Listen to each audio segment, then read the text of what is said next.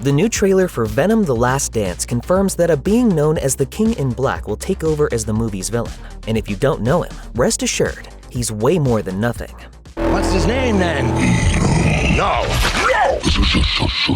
Yes, the weirdest comic book sub-franchise is, somehow, about to get even weirder. The Marvel Cinematic Universe has stood at the top of the mountain for well over a decade at this point, while its main competitor in DC Studios has struggled to keep pace.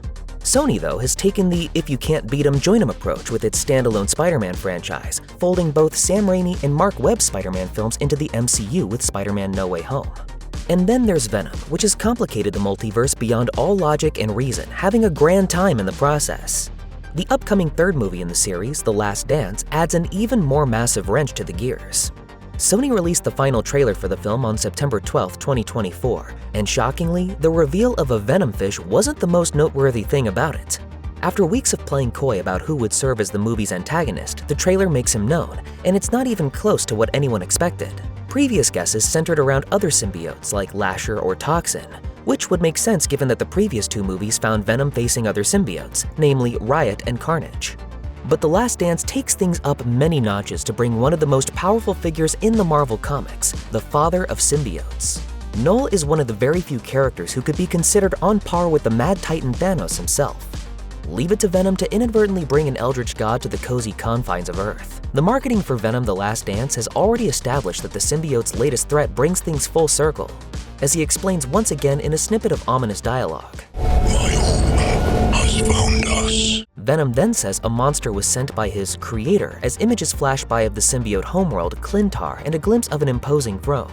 This lines up perfectly with the Marvel canon, which depicts Knull's long and epic journey from essentially the most ancient and powerful force of evil in existence and the creator of the symbiotes into exile. First introduced into the pages of Marvel Comics in 2018 in Venom number 3 by writer Donny Cates and artist Ryan Stegman, Knull is a relatively new character. In the one quick look at Knull the trailer provides, he seems to have his gnarly comics appearance with long white hair. Various artists clearly envisioned Knull as a primordial and almost elemental force of darkness, initially living in a cosmic void empty of all light. He's got a slew of powers that include superhuman strength, the ability to manipulate dark energy, near invulnerability, regenerative healing, time travel, and even the capacity to create life through the symbiotes. The invasion of Celestials kicked off his quest to branch out into the rest of the universe and use his terrible creations as a weapon against any who would stand against his mission to bring everything under the domain of the Void. After being trapped on Clintar for centuries, Knull would eventually attack Earth itself a second time. He's eventually destroyed by Eddie Brock.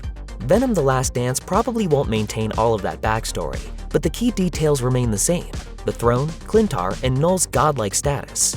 Perhaps shockingly, Stegman posted on X, formerly Twitter, that he had no idea Knull was going to be in the movie until he saw the trailer.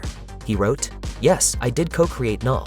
No, I didn't know until today that he was gonna be in Venom: The Last Dance. Yes, I do expect to finally be able to afford that lazy river moat around my house." Venom: The Last Dance will swing into theaters on October 25th.